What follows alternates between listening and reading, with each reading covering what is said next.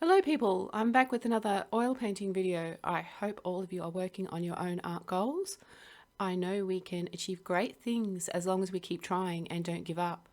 I'm going to talk about what these paintings are teaching me and hopefully pass along some insights that help others to get into painting and overcome any doubts or fears to get started. So with that, let's get into it. So what did this particular painting teach me? Well, firstly, that pre-planning is a huge help to give yourself somewhere to start from instead of just winging it. And also, if you follow the plan, it will show you where you have the biggest issues so that you can work on your weaknesses. Also, reinforcing setting up and clean up so it doesn't seem too complicated, because it was one of my barriers to entry for oil painting, and that I still don't have good control over my values, which was surprising because I thought I was getting the hang of it, but it was actually really difficult. Also, that it's beneficial to leave a painting for a little bit, give it a little bit of time, come back to it with a new perspective to see what you've done. I think that is one of the biggest helps with these paintings so far. So what did I find most challenging? Well, two things really, values and edge control, which was a bit of a surprise. I think these things can only be fixed by more practice, and mindful practice that is, and picking to subjects that exploit my weaknesses to give me more opportunities and better opportunities to learn these skills.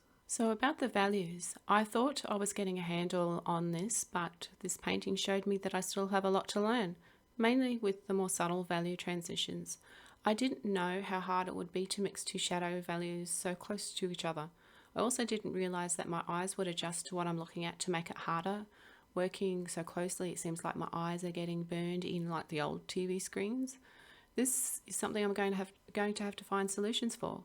So far, the things I think I can do, is to take a break, leave the darkest darks and the lightest lights to last, set up better lighting to reduce the glare or get anti-glare glasses or something.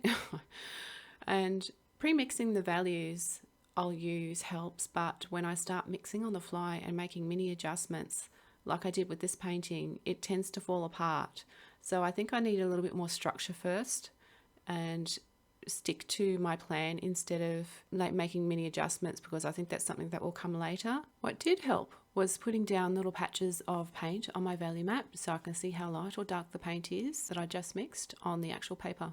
As for edges, this is also a skill I believe I can build with practice. I'm finding that I don't have that finer control yet to do nice crispy hard edges, and it's actually quite challenging, especially hard straight edges. You can see moments in this painting throughout where I try and clean them up and end up having to go over it a few times. I can't think of any other way to get better other than more practice. So that's what this painting is. It's not a masterpiece, and it's not something I would put in my portfolio.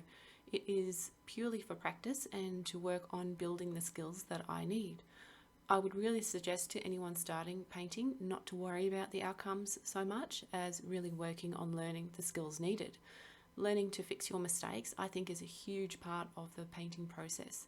And I know it's easy to get down on yourself when all you might see is you making mistakes, but I would suggest that there is no other way to learn. It's better to learn how to fix the things that aren't working than to try and make it perfect from the start and never learning to know what to do when you eventually do make those mistakes. I also want to make myself feel better about making them.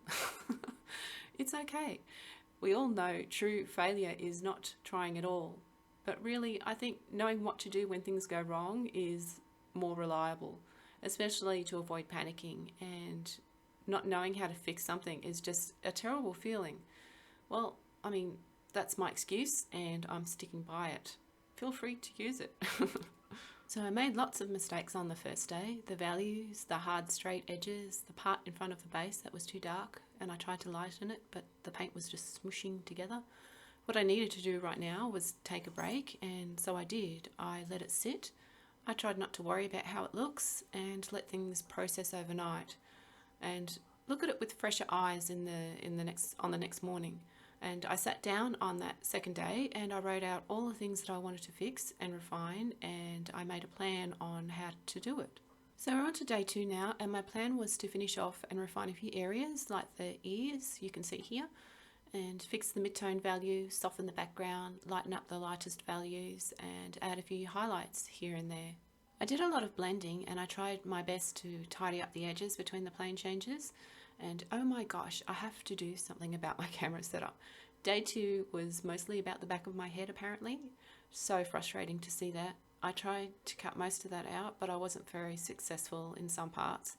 I just forget about where the camera is sitting and then move in while I'm concentrating on a particular part, and it doesn't take much movement on my behalf to ruin the footage.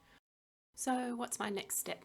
Well, I think I might plan several subjects in advance with particular lessons in mind on what I want to learn. Work on practicing those skills that I'll need that I have trouble with, and streamline my setup process if I can. It helps that I have an area where I can leave my paints out. It takes a big chunk of the barrier to entry away, not having to tidy everything up after every single painting session. In saying that, I haven't actually painted this week. I feel bad about that. I really do. I set a goal to do at least one a week, and this week went by and I haven't done one. I don't know what happened. I guess some weeks are just like that. You just don't get the things done that you want to get done. I just have to accept it and move on. I don't have any subjects planned just yet. I do have some things in mind, but for me to be able to achieve oil painting, doing this project in starting oil painting, I really need to set things out so that I don't have to think about things before I start. I want all of the thinking to have been done beforehand. So I think I also need to do a few paintings ahead. So not just, for the next painting, perhaps plan for the next 5 paintings and have a progression of what I'm going to do and know beforehand. I think that will really, really help to get going and not to think too hard about things, give myself opportunities to back out of doing a painting. So that's that. It all sounds like doom and gloom, but really, I'm happy about it. I'm glad I did this painting. I'm not so glad that I missed this week, but I'll get over it.